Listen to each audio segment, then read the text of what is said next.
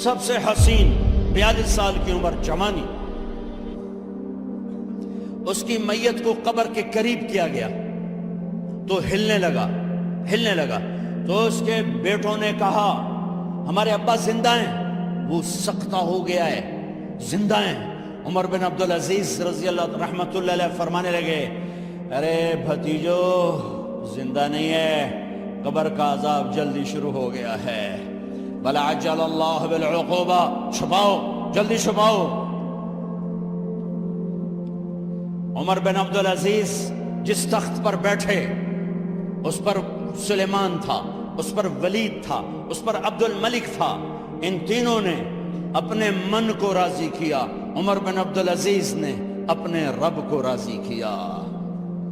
جب عمر بن عبدالعزیز کا وقت آیا مرنے کا تو انہوں نے بلایا رجا بن حیوہ سے، فرمایا کہ میں نے عبد الملک بن مروان چاچا بھی تھے سسر بھی تھے، ان کی بیٹی فاطمہ سے شادی ہوئی تھی، میں نے اس کو قبر میں اتارا، کفن کی گرہ کھول کے دیکھا تو اس کا چہرہ قبلے سے ہٹ چکا تھا، رنگ کالا سیاہ پڑ چکا تھا۔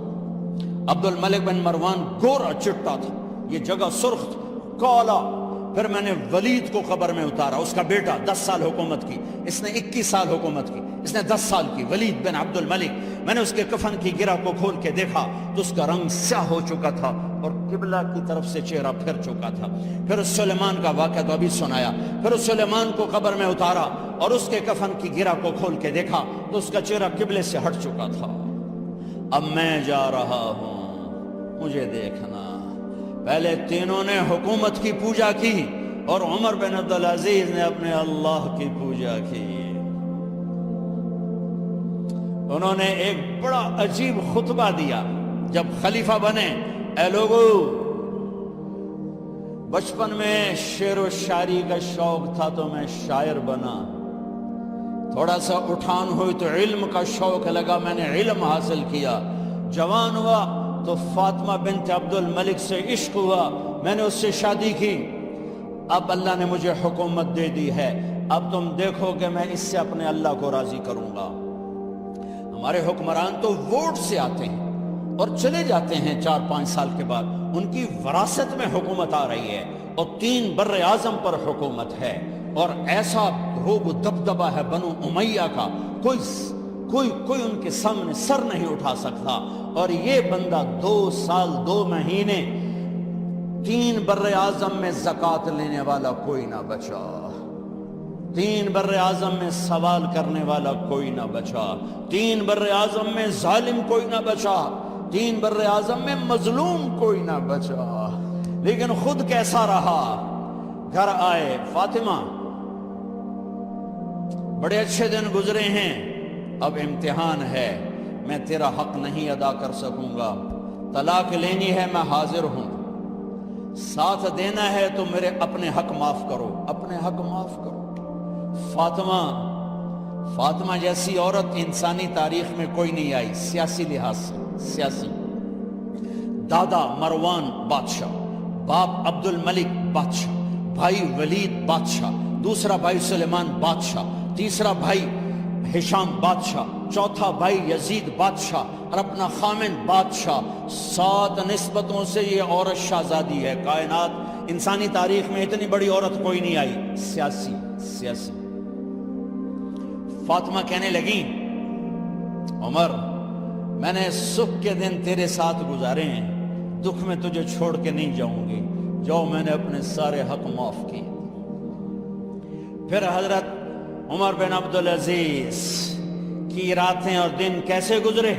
فاطمہ بنت عبد الملک فرماتی ہیں 2 سال 2 مہینے میں وہ میرے بستر پر میرے ساتھ نہیں لیٹے، انہیں غسل کی ضرورت نہیں پیش آئی، مصلے پہ بیٹھتے اور روتے وہیں سو جاتے اور روتے وہیں سے اٹھتے، پر 3 بر اعظم میں ظالم کوئی نہ بچا، مظلوم کوئی نہ بچا، زکوٰۃ لینے والا کوئی نہ بچا، بھکاری بھیک مانگنے والا کوئی نہ بچا، 3 بر اعظم کو ایسے صاف کر دیا۔ یہ فیصل آباد بھی ان کی حکومت میں شامل تھا، چونکہ ملتان وہ بمبئی تک اور ملتان دیپال پور تک، یہ سارا علاقہ ملتان میں آتا ہے، اور محمد بن قاسم نے ملتان فتح کیا ولید کے زمانے میں۔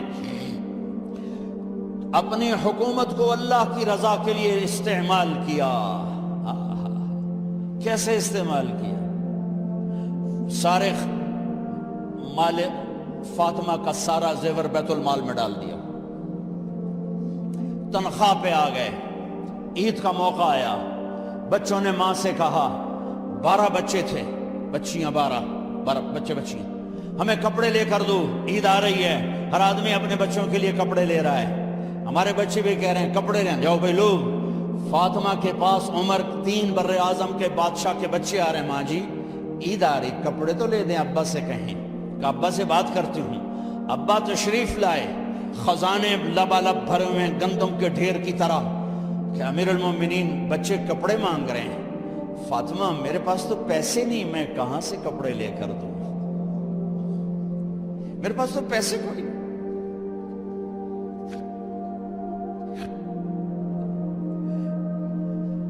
حضرت فاطمہ نے کہا پھر بچوں کا کیا کروں؟ کہا پھر مجھے بھی نہیں پتا کیا کروں۔ اس کے پہلے 3 حکمرانوں نے لوٹ مار کے بازار گرم کیے، ظلم و ستم کے پہاڑ توڑے، اور آج اسی خزانے پہ ایک شخص بیٹھا ہے جو اللہ کو راضی کرنے کے جھنڈے گاڑ رہا ہے۔ تو فاطمہ نے کہا آپ ایسا کریں، اگلے مہینے کی تنخواہ ایڈوانس لے لیں، اس سے میں اپنے بچوں کو کپڑے لے دیتی ہوں، اور گھر کا خرچہ میں مزدوری کر کے گھر کی روٹی چلا لوں گی۔ ارے اپنی تاریخ پڑھو، صرف ڈرامے ہی نہ دیکھتے رہ جاؤ، صرف گانے نہ سنتے رہ جاؤ، اور بھی دکھ ہیں زمانے میں محبت کے سوا، راحتیں اور بھی ہیں وصل کی راحت کے سوا۔ انہوں نے اپنے بلایا وزیر خزانہ مزاحم، اپنا ہی غلام، ہاں بھائی مزاحم ہمیں بچوں کے کپڑے چاہیے، تو اگلے مہینے کی تنخواہ ایڈوانس مل جائے۔ وہ کہنے لگے امیر المومنین آپ مجھے لکھ کر دے دیں کہ آپ 1 مہینہ زندہ رہیں گے، میں آپ کو تنخواہ دے دیتا ہوں۔ عمر بن عبدالعزیز سر جھکایا، اٹھے، گھر گئے، فاطمہ میرے بچوں سے کہہ دو کہ تمہارا باپ کپڑے لے کے نہیں دے سکتا۔ اپنی تاریخ تو دیکھو،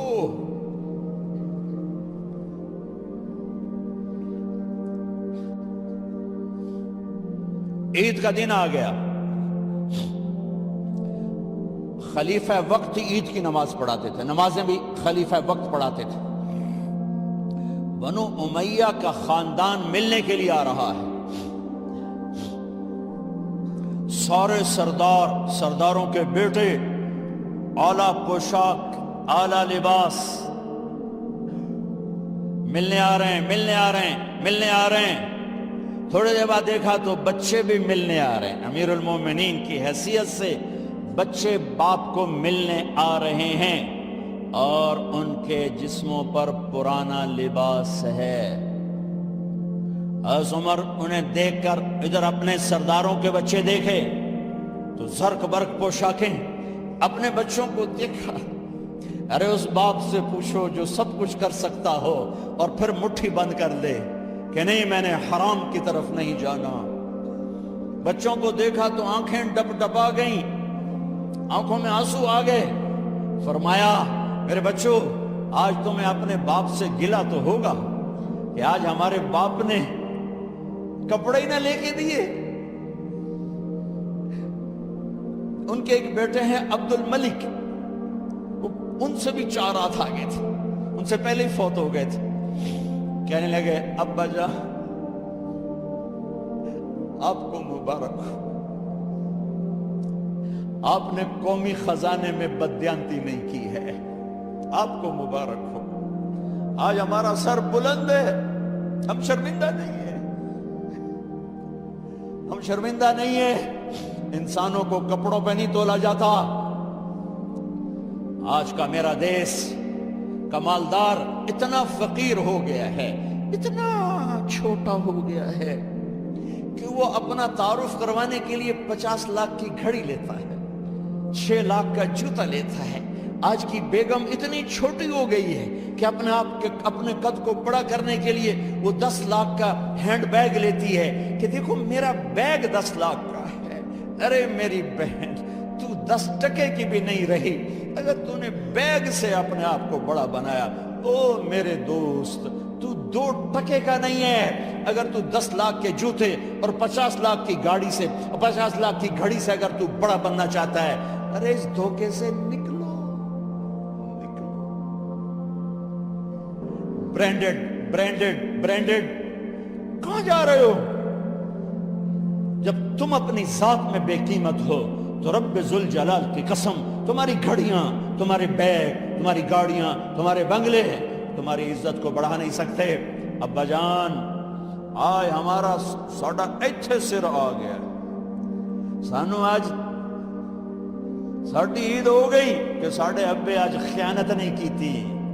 آج ہم خوشی سے بلند ہیں کہ ہمارے باپ نے بدیانتی نہیں، بیگم نے اس باندی کو نہلایا، خوبصورت زیورات سے سجایا، عالی شان میک اپ کیا اور اس کا ہاتھ پکڑ کے لائی، امیر المومنین یہ آپ کی خدمت میں گفٹ ہے۔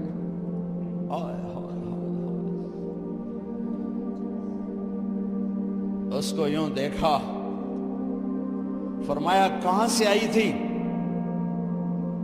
کہا جی عبد الملک نے کوفے سے مجھے زبردستی اٹھوایا تھا، تو 2 آدمی بلائے کہ جاؤ اسے اس کے مالک کے پاس واپس بھیج دو۔ وہ کہنے لگی این وجدک علی یا امیر المؤمنین، امیر المؤمنین آپ کا عشق کہاں گیا جو میرے ساتھ تھا؟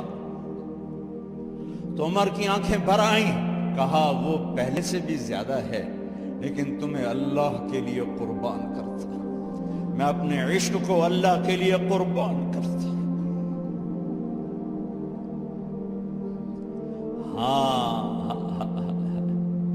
اب اللہ نے صلہ کیا دیا؟ جب انتقال ہوا ہونے لگا تو بلایا رجا کو، جو میں بات پہلے چھوڑ کے ادھر ان کی تھوڑی سیرت بتائی کہ رجا اب میں مرنے لگا ہوں، عبد الملک کالا ہو گیا تھا، ولید کالا ہو گیا تھا، سلیمان کالا ہو گیا تھا۔ یہ کیوں کالے ہوئے تھے؟ یہ بے نمازی نہیں تھے، بدکاری نہیں کرتے تھے، کسی کی طرف ان کی میلی آنکھ نہیں اٹھی کبھی۔ یہ ظالم تھے، ظالم ظالم، انسانوں کا خون پیا، مال میں خیانت کی، اس پر اللہ نے چہرے پھیر دیے۔ آج عمر بن عبدالعزیز جا رہا ہے کہ دیکھو میں جا رہا ہوں، مجھے دیکھو میرے ساتھ کیا ہوتا ہے۔ ان کا انتقال ہوا، ان کی میت قبر کے کنارے رکھی گئی اور اب نیچے اتارنا ہے۔ سلیمان کی میت کو اتارنے لگے تو ہلنے لگا اور عذاب قبر پہلے شروع ہو گیا۔ عمر کی میت کو جب قبر کے قریب کیا گیا، ایسے ہوا کا جھونکا آیا، ایک پرچہ ایسے لہراتا ہوا یوں آیا یوں آیا یوں آیا اور عمر کے سینے پر گر گیا۔ لوگ کٹھے ہو گئے، پرچے کو کھول کے دیکھا گیا تو اس پہ لکھا تھا بسم اللہ الرحمن الرحیم، براءۃ من اللہ لعمر بن عبد العزیز من النار۔ یہ پروانہ ہے اللہ کی طرف سے اس کے بندے عمر کے لیے کہ اسے جہنم سے نجات کی خوشخبری سنا دی جائے۔ آہا، مرنا ہو تو یوں مرو، اللہ ایسی موت دے دے۔ کہتے ہیں میں نے ان کو قبر میں اتارا، جب قبر میں اتارا تو کیا دیکھا؟ میں نے کفن کی گرہ کھولی تو چہرہ قبلے کی طرف فٹ اور یوں لگا جیسے 14ویں رات کا چاند قبر میں اتر آیا۔ میرے بھائیوں بہنوں، اپنے اللہ سے صلح کر لو، اپنے اللہ سے صلح کر لو، اس کے محبوب مصطفیٰ صلی اللہ علیہ وسلم کی غلامی میں آ جاؤ آ جاؤ آ جاؤ۔ یہی ایک راستہ نجات کا ہے، یہی ایک راستہ اللہ تک پہنچانے والا ہے۔ اور آخری بات کرتا ہوں،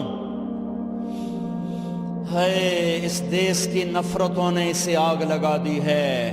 آپس کی نفرتیں مٹا دو، آپس کی نفرتیں مٹا دو، آپس کی نفرتیں مٹا دو۔ محبت دو، محبت دو، محبت دو، محبت دو، معاف کرنا سیکھو، درگزر کرنا سیکھو۔ اس معاشرے کو آگ لگ چکی ہے، غیبت، مذہب کے نام پہ نفرت، سیاست کے نام پہ نفرت، قومیت کے نام پر نفرت، صوبوں کے نام کی نفرت، ایک صف میں بیٹھ کے نفرت، ایک صف میں کھڑے ہو کر دل نفرتوں سے بھرے پڑے ہیں، بغض سے بھرے پڑے ہیں، دل گٹر بن چکے ہیں۔ جس دل میں نفرت کے جذبے ہوں اس دل پر اللہ کی نظر نہیں پڑتی، جس دل میں بغض کے گٹر کھلے ہوں اس پر اللہ کی محبت کی نظر نہیں پڑتی۔ میرے بھائی بہنوں، یہ میں آخری بات کر رہا ہوں، سوئی 12 بجے تک جا رہی ہے، شب قدر ہے، کچھ الگ بیٹھ کر بھی اپنے اللہ کو یاد کر لو، کوئی اس کے سامنے رو دھو لو، معافیاں مانگ لو۔ تو میں اس لیے 12 بجے تک بات ختم کرنا چاہتا ہوں، آخری بات کر رہا ہوں، آپس کی محبتیں پروان چڑھاؤ، آپس کی نفرتوں کو ختم کرو، آپس کی لڑائیوں کو ختم کرو، ایک دوسرے کو معاف کرنے کی عادت ڈالو، ایک دوسرے کو درگزر کرنے کی عادت ڈالو، غیبت چھوڑ دو، نفرت چھوڑ دو، حسد چھوڑ دو، بغض چھوڑ دو، اپنے آپ کو دیکھنا شروع کرو، اوروں کو نہ دیکھو، اوروں کو نہ دیکھو، اوروں کو نہ دیکھو، اپنے من میں ڈوب کر پا جا سراغ زندگی، اپنی کمیاں دیکھو، وہ کیا کرتا ہے، وہ کیا کرتا ہے، وہ کیا کرتی ہے، وہ کیا کرتی ہے، اس سے اندھے بن جاؤ، بہرے بن جاؤ، کسی کی برائی نہ سنو، کسی برائی نہ کرو، تمہارے گھر جنت بن جائیں گے، تمہارے گھر جنت بن جائیں گے، تمہارے گھر جنت بن جائیں گے۔ ہمارے گھروں میں تباہی بربادی ہے، نفرت، ماں باپ میں آپس میں نفرت، میاں بیوی میں نفرت، سگے بھائیوں میں نفرت، کبھی مذہب کے نام پر، کبھی رشتوں ناتوں کے نام پر، کبھی تجارت کاروبار کے نام پر۔ بھائیو، محبتوں کو رواج دو، محبتوں کو رواج دو، محبتوں کو پھیلانے والے بنو۔ میرے نبی پاک صلی اللہ تعالی علیہ وسلم نے فرمایا، اسلام کا سب سے مضبوط عمل بتاؤ کیا ہے؟ صحابہ نے کہا جی نماز ہے۔ آپ نے کہا نہیں، نماز نہیں ہے، نماز اچھی چیز ہے، سب سے مضبوط عمل نہیں ہے۔ صحابہ نے عرض کی جہاد ہے، آپ نے کہا جہاد بھی اچھی چیز ہے، سب سے مضبوط نہیں۔ صحابہ نے عرض کیا روزہ، آپ نے کہا روزہ بھی اچھی چیز ہے پر سب سے مضبوط عمل نہیں۔ صحابہ نے عرض کیا حج، آپ نے فرمایا حج بھی بہت بڑا عمل ہے پر سب سے مضبوط عمل نہیں۔ ایعر الاسلام اوثق، اب سنو الفاظ سنو، اسلام کا سب سے مضبوط عمل بتاؤ۔ قالوا الصلاة قال وحسن وما هي بها، قالوا الجهاد قال وحسن وما هو به، قالوا الصيام قال وحسن وما هو به، قالوا الحج قال حسن وما هو به، قالوا اللہ ورسولہ اعلم۔ ہاں نماز نہیں، جہاد نہیں، روزہ نہیں، حج نہیں، اچھا تو کیا ہے؟ پھر کیا ہے؟ تو آپ نے کہا ان اوثق اور الاسلام الحب للہ والبغض للہ، اسلام کا سب سے مضبوط عمل آپس میں اللہ کے لیے محبت کرنا ہے، اللہ کے لیے محبت کرنا ہے، اللہ کے لیے محبت کرنا ہے، اور اللہ کے لیے بغض رکھنا ہے۔ اللہ کے لیے بغض کا کیا مطلب ہے؟ برے سے نفرت نہ ہو، برائی سے نفرت ہو۔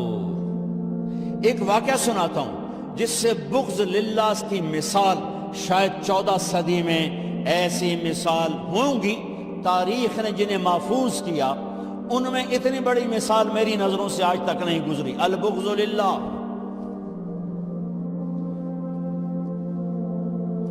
خیبر کی جنگ، یہودی اور حضرت علی کا ٹکراؤ، حضرت علی نے یہودی کو گرایا، قتل کرنے کے لیے تلوار اٹھائی، یہودی نے منہ پہ تھوک دیا، تو آپ پیچھے ہٹ گئے، اٹھ گئے کہ دوبارہ آؤ، کہیں یہ کیا؟ ارے میں نے تو منہ پہ تھوک دیا غصے میں، چلو جلدی ختم کرے مجھے، تم مجھے کیوں چھوڑ کے پیچھے ہٹ گئے؟ تو سنو، تیرا میرا ذاتی کوئی جھگڑا نہیں، میں تمہیں اللہ کے لیے قتل کر رہا تھا، میں اللہ کے لیے تمہارے ساتھ لڑ رہا تھا، جب تم نے میرے منہ پہ تھوکا تو مجھے غصہ آ گیا، ذاتی غصہ، اب کہیں یہ تلوار میرے غصے کی وجہ سے نہ چل جاتی، اس لیے میں پیچھے ہٹ گیا، آؤ دوبارہ لڑیں گے۔ انہوں نے کہا مجھے کلمہ پڑھا، میں نہیں لڑتا۔